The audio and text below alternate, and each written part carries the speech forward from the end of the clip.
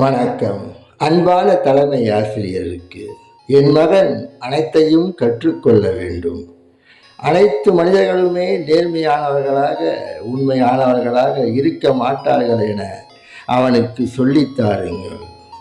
ஆனால் பகைவர்களுக்கு நடுவில் அன்பான நட்புக்கரம் நீட்டும் மனிதர்களும் உண்டென அவனுக்கு தெரிவியுங்கள். பொறாமை அவன் மனதை அண்டாமல் கவனமாக பார்த்து கொள்ளுங்கள். எதற்கெடுத்தாலும் பயந்து ஒடுங்கி போவது கோழைத்தனம் என புரிய வையுங்கள்.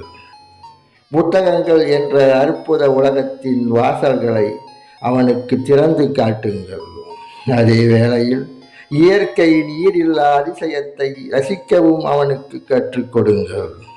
வானில் பறக்கும் பட்சிகளின் புதிர் மிகுந்த அழகையும், சூரிய ஒளியில் மின்னும் தேனீக்களின் துரிதத்தையும், பசுமையான மலையடிவார மலர்களின் வனப்பையும் ரசிக்க கற்றுத்தாருங்கள்.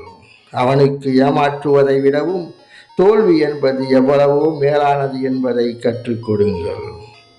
மற்றவர்கள் தவறு என விமர்சித்தாலும் கூட சுய சிந்தனை மீது அசைக்க முடியாத நம்பிக்கை வைக்க அவனுக்கு கற்றுக் கொடுங்கள்.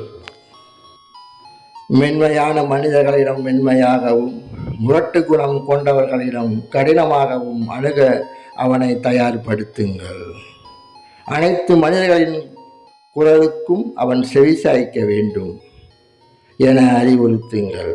எனினும் உண்மை என்னும் திரையில் வடிகட்டி நல்லவற்றை மட்டும் பிரித்தெடுக்க அவனுக்கு கற்றுக் கொடுங்கள். துயரான வேலைகளில் சிரிப்பது எப்படி என்பதை அவனுக்கு கற்றுக் கொடுங்கள்.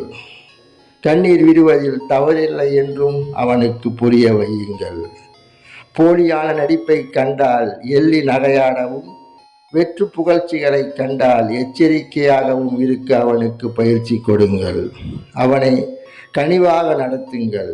அதிக செல்லம் கொடுத்து உங்களை சார்ந்திருக்க செய்ய வேண்டாம்.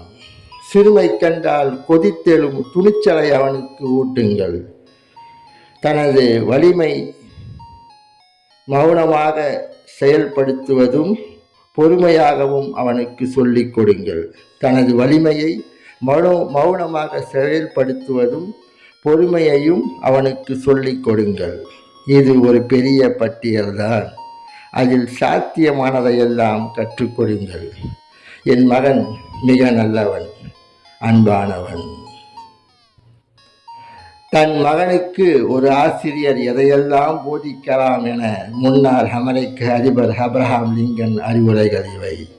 இதை மனக்கெட்டு உங்களிடம் சொல்லுவதற்கு காரணம், செருப்பு தைக்கும் தந்தைக்கு பிறந்தவனை எனது 7 வயதிலிருந்து கரம் பிடித்து நடப்பவன் நான்.